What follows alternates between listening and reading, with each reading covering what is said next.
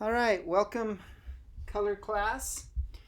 I'm going to launch you on your first color assignment for the semester and do a little bit of a demo and show you the process of how you can achieve your highest success rate with this assignment.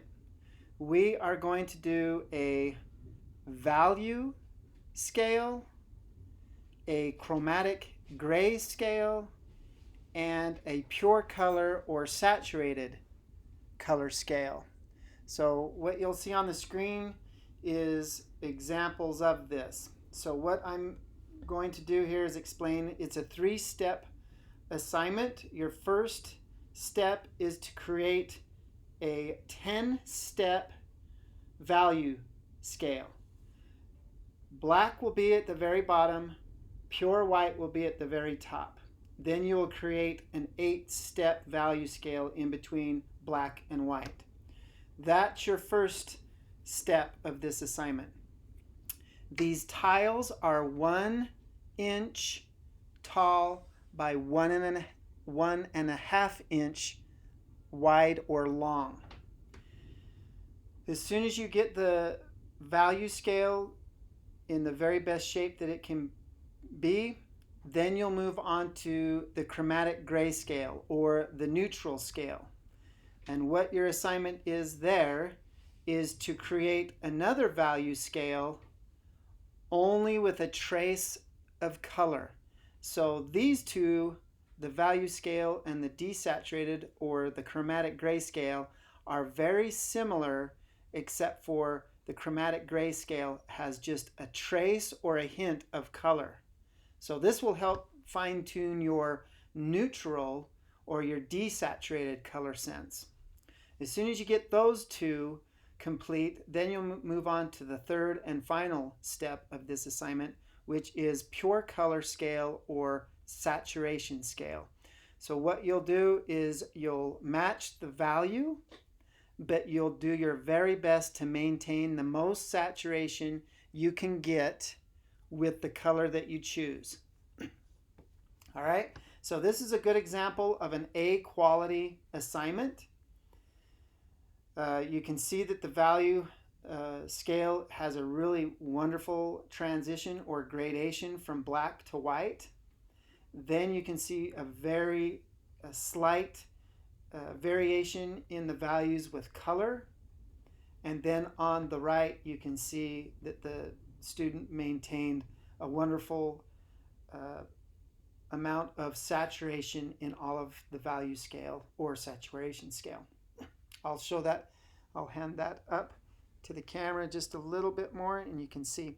This particular color they used was dioxazine purple. Okay. Now I will move on to another color. Again, the gray scale in the middle, the desaturated or chromatic gray scale on the left, and the saturation scale or pure color scale on the right. The value scale on this one is very good. The gradation is very accurate. The saturation scale is, or pure color scale, is pretty good, but where this student lacked in ability just a little bit is to desaturate the left or the neutral scale just a little bit more. There's still a lot of pure color or a lot of intensity or saturation in the chromatic gray scale than the gray scale. So that's an example of a good assignment, but not quite as good as the last one I showed. Okay, that color was sap green. Here is a Cad Red medium scale, and this one is a lower quality. There's quite a few jumps in between the value scale. You can see some pretty big jumps in between the pure color saturated scale and then the actual neutral scale or chromatic gray scale is actually pretty good. There's just a few little inconsistencies there. So I would say that this one would actually be one of the best examples of on this assignment for this student, but the rest of them are lacking in consistency and continuity and gradation.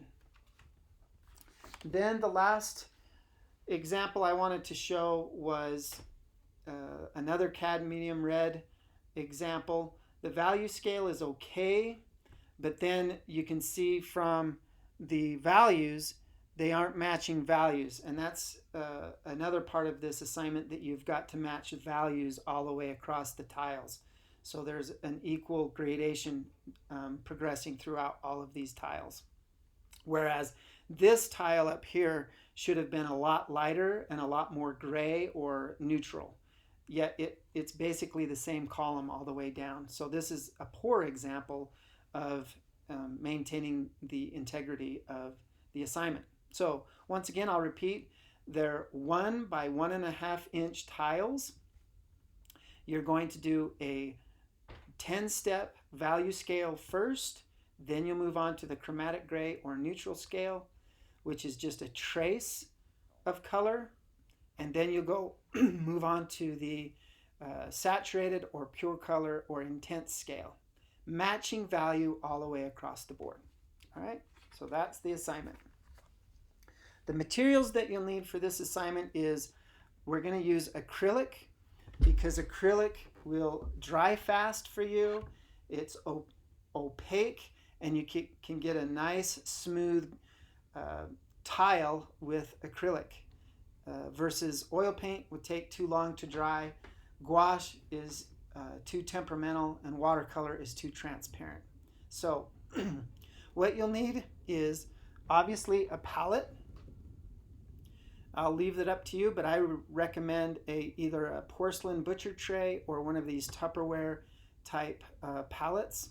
I would put a piece of disposable palette paper in the bottom.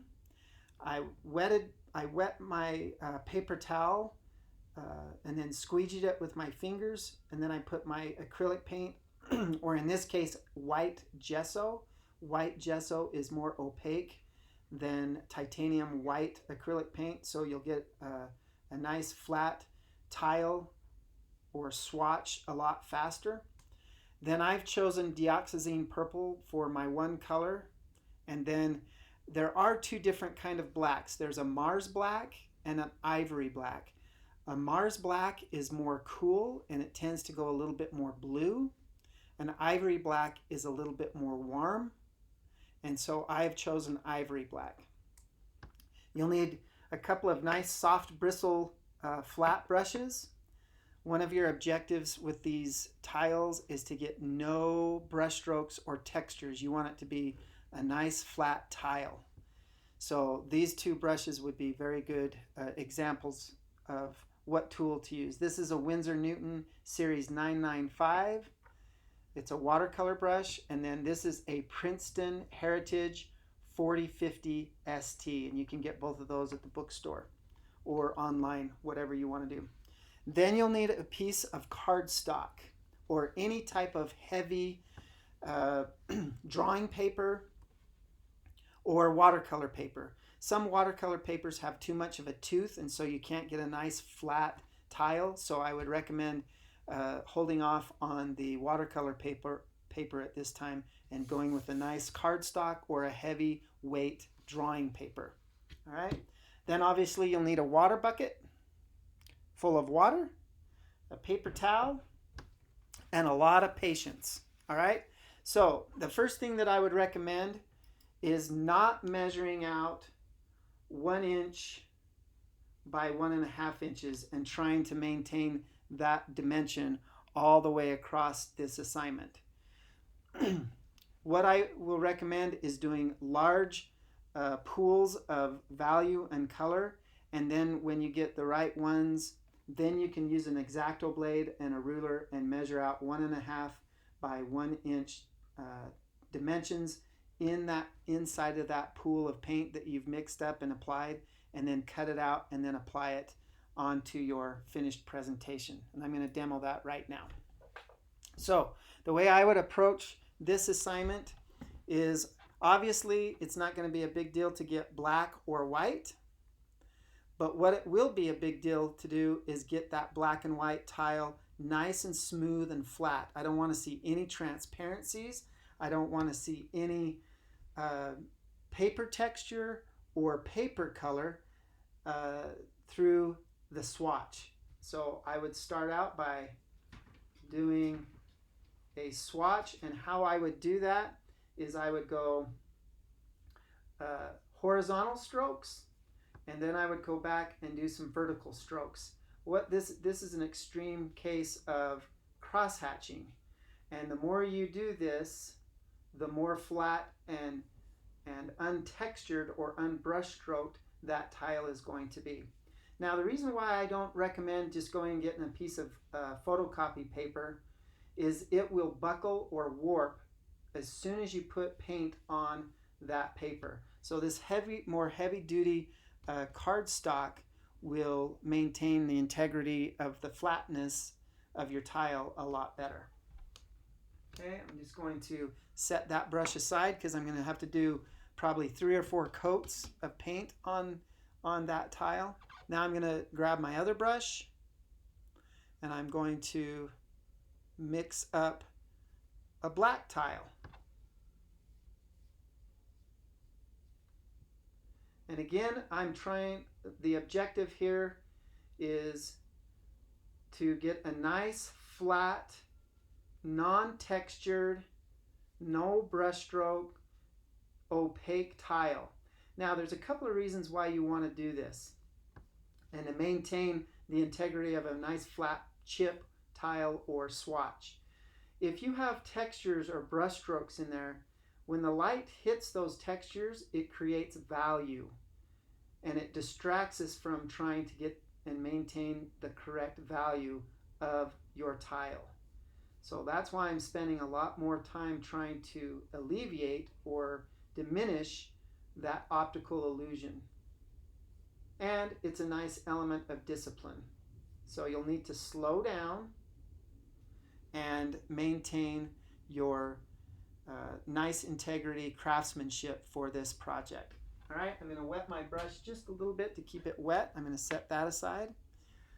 You probably might need to use, if you're impatient and want to go a little bit faster, you might have a hair dryer sitting here so that you can dry those tiles as quickly as possible. All right, so I'm going to reach up and grab some more gesso or white paint. Now, if you're going to use titanium white, which is fine, then it'll just take you several more coats or layers to maintain a nice flat white chip. Now, if I rush this and the paint is still wet and I put a layer of new paint over it, that underpainting or underlayer might lift up and you might get a little frustrated. If it lifts up just a little bit, what your paint will start to look like is it'll start to look like there are pieces or particles of chipped paint in there, and it's going to ruin your chip. So you're going to need to be a little bit more patient if you don't have a hair dryer.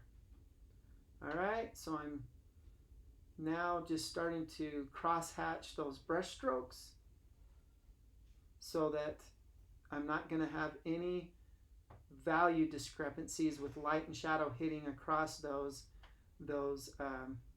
brush strokes or those textures, and it'll be as flat and as beautiful as I can maintain. Okay, so now if you end up getting a few little brush strokes, I would tend to go with a vertical brush stroke than a horizontal, because the vertical ones don't catch as much light. All right, so there's that. Now, I think I'm pretty close with my black tile. I'm going to mix just a little bit more, and I'm going to put one more layer on that. But it's looking pretty flat and pretty accurate.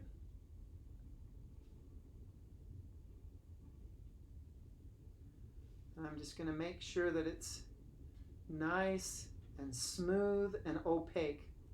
Now, if you have a little bit too much water mixed in with your paint, what will happen is the paint will be transparent, and the color, when paper gets wet, it goes a little bit of a yellow color and a little bit of a dark it doesn't maintain the white of the paper. It goes a little bit dark and more yellow. And you will, if your paint is too transparent, you'll start to see that. And that's going against the objective of this project. So my white is almost finished. My black is really close to being finished. So I'm now going to move on to a mid-value gray. All right. So I'm going to grab, if you notice on my palette, I have 2 pools of gesso or white mixed up or put on my palette, because you're going to go through a lot more white than you are black. And white gets contaminated very quickly. And so you'll want to maintain that white pool of pure paint just a little bit longer. And then as soon as you use it up, then you can add more paint if you need to. So what I'm doing right now is one of the challenges that you're going to witness, if you haven't already, if you've already done a value scale in any of your other classes, is getting a nice mixture. So I'm mixing up. Now my paint is starting to get a little tacky. Acrylic dries really fast, and especially gesso, because of the filler that's in the gesso, it tends to dry out just a little bit faster than titanium white. And so as I'm mixing and making sure that pool of paint is nice and mixed up, there's no streaks of white or streaks of black, then it's starting to dry out. And so I'm just going to have to touch the water just a little bit. I just barely put the corner of my brush into the water. And then I'm going to start trying to guesstimate where my mid-value gray is going to be. Now, the beauty of this project is you're going to do your very best, and I'm going to mix it right in between the 2 tiles of black and white. And why I do that is I'm going to try to guess very closely whether it's too dark, it's leaning towards black too much, or too light and it's leaning towards white too much. So with that tile, it's looking a little dark. So I am going to lighten it up slightly. Now, acrylic dries darker. If you haven't experienced that in any of your other classes where you have to use acrylic, this is where this project gets a little tricky, is all of a sudden you think you've got the right value when it's wet, and then as soon as it dries, it's a little bit darker. And when you're starting to fine-tune your 9 or 8 step value scale, you're going to start to pull out your hair. So I'm going to adjust that and add just a little bit more white to that paint, and I'm going to see where that's at. Now, the beauty of what we're doing here, and not worrying about individual tiles or 1.5 by 1 inch tiles, is I'm going to do several different versions, and then when I cut those out, then I will be able to start placing them in order and making sure that I can see value. So I'm going to leave that one there for now. I'm going to wet my brush just a little bit because I'm going to set it aside. And then I'm going to come back and I'm going to mix a whole new pool of white paint because this one has dried out just a little bit. And then I'm just barely going to touch the corner of my brush with the black. And that's where I'm going to start to say that's the next value down from my white. So I'm kind of trying to be systematic here, and I'm going to think about what my next value is going to be with just barely touching. And I'm going to err on the light side for now, and then you can mix some variations to this, and I'll just demo that here in a second. So I'm going to go right off to the side of that, and I'm going to mix a nice big pool of what I might think is the next value that is not white. Okay.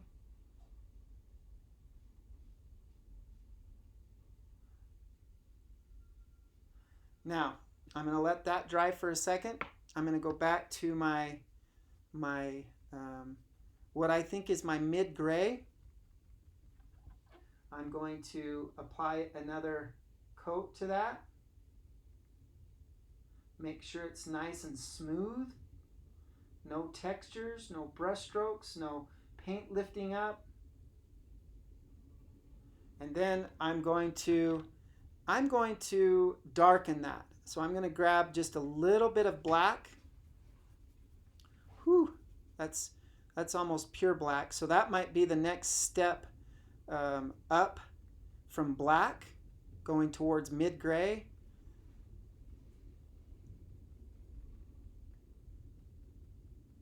I'm going to just touch a little bit of white to that so it goes a little bit more opaque. Now, you would think that black is opaque, but it's not. It goes transparent very quickly. So when I just added just a touch of white, that white gesso is a lot more opaque than ivory black. And so even though it'll maintain that dark value, it will be more opaque. So now I'm going to go off to the side of black.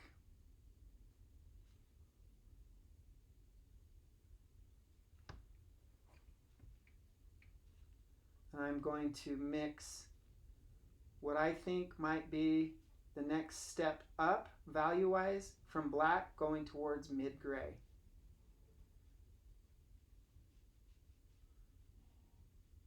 All right? All right. So my paint is starting to dry out, and so I don't want it to ruin my brush, so I'm going to put it in the water, rinse it out just a little bit. This gray is still a little bit wet, so I'm going to leave it. I'm going to hold that up to you guys and see if you can see any textures or discrepancies. I don't know if you can see that very well, but all right. So saying that I've completed all of my values, then I would take a ruler and measure out 1.5 by 1 inch tile. I would take my brand new X-Acto blade and I would cut that out, and then I would start, I would cut out all my tiles, and then I would start arranging those from black to white and trying to get my pure value scale in the most accurate, most nice craftsmanship value scale. As soon as I got that one done, then I would move on to the neutral gray or desaturated value scale. First of all, trying to match value, and then adding a trace of your chosen color into that so you maintain that beautiful neutral color scale. Once you get that one done, then I would go and move on to the pure color saturated or intense scale. All right. Now there's a couple of colors that I wouldn't suggest you use.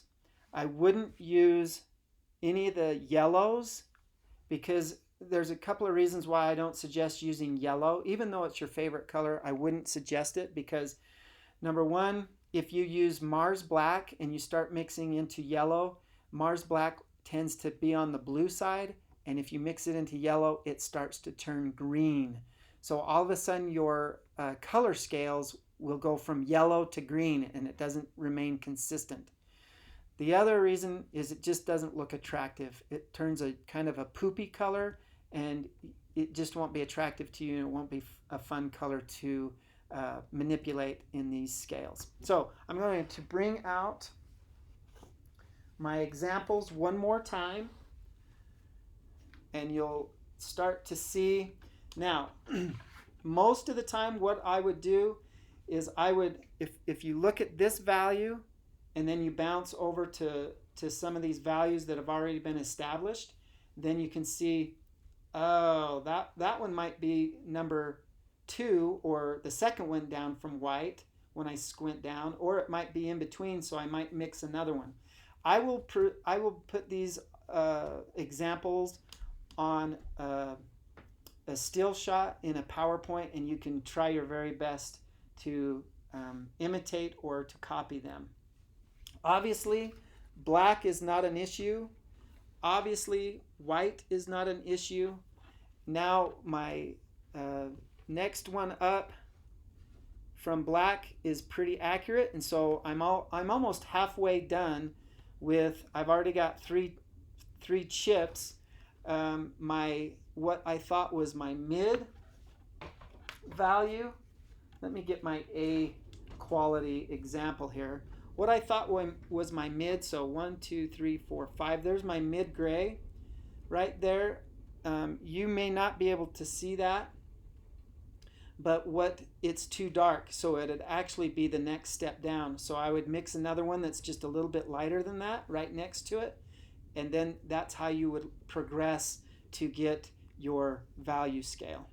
All right, so that's your number one assignment, and then you will paste them down into this really nice, beautiful craftsmanship grayscale, neutral, and saturated scale for your finished assignment.